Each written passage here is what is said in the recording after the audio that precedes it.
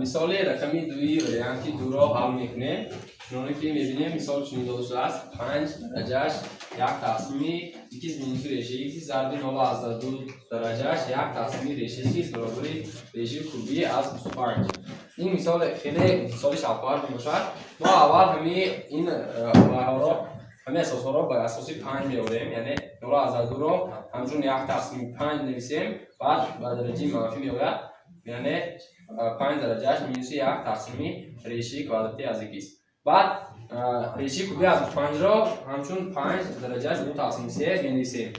در این حالت مدل چنین حاصل می‌شود 5 درجهش یک تقسیمی 2 مینوس ریشه 2 ضرب 5 درجهش مینوس یک تقسیمی ریشه 2 برابر 5 درجهش 2 تقسیم 3.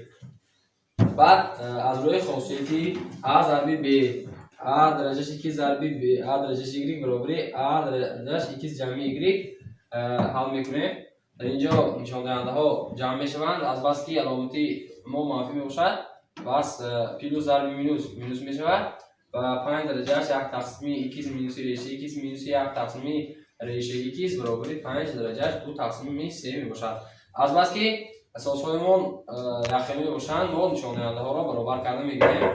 در اینجا 3 ریشه 2 است، در اینجا یک تقسیمی 2 مینوس ریشه 2 مینوس یک تقسیمی ریشه 2 برابر 2 تقسیم 3 میشود و برای همشان مخرج عمومی 3 ریشه 2 ضرب 2 مینوس ریشه 2 میشود و این ریشه 2 ضرب 2 مینوس ریشه 2 میدیم و اینش 3 ضرب 2 مینوس ریشه 2 و اینش میشود 3 ریشه 2.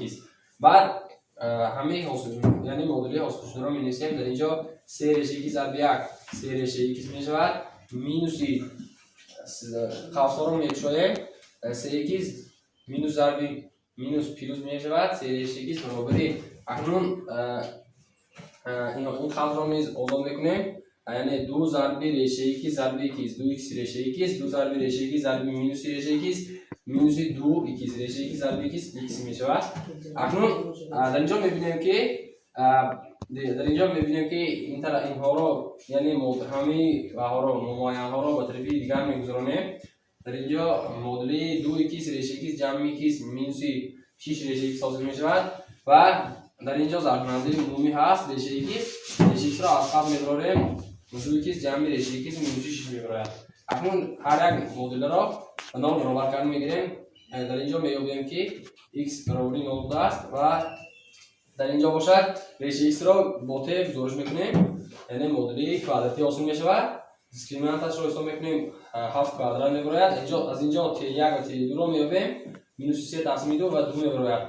بعد به گزارشی که ما آورده میگذاریم وقتی که از ریشه یعنی ریشه 2 برابر یکمش را میگذاریم t1 را مینوس 3 تقسیم 2 میشود. در اینجا از ریشه کواdraتی عددی منفی نمیبراید، برای همین این حل ندارد و بعد t2 را میگذاریم ریشه از 2 برابر 2 و ریشه یعنی 4 2 برابر است.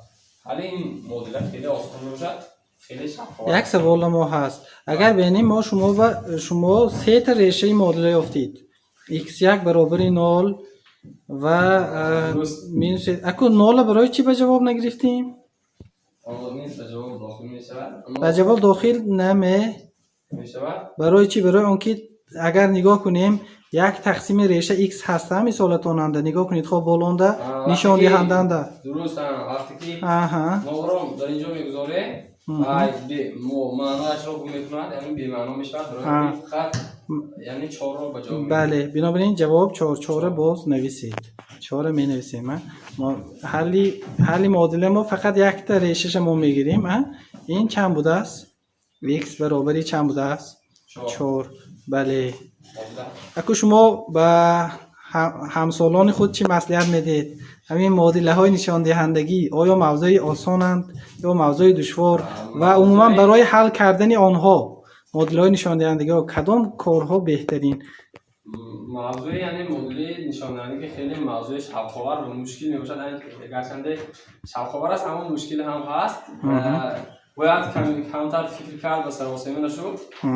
در وقتی ما حل کردن معادله‌های نشان دهندگی ما راه‌های خیلی گوناگون را استفاده بکنیم ممکن است. مثلا یکی از راه‌های یعنی بر اساس یخیلا آوردن تحکمش یعنی خیلی راه آسان و معمول، یعنی همه میدونن اساسهای اخیلی میکنیم میکنیم. بعد باز دیگر راه هست که بیگان یعنی بیگان عددی که ضرب میکنیم یا تقسیم میکنیم.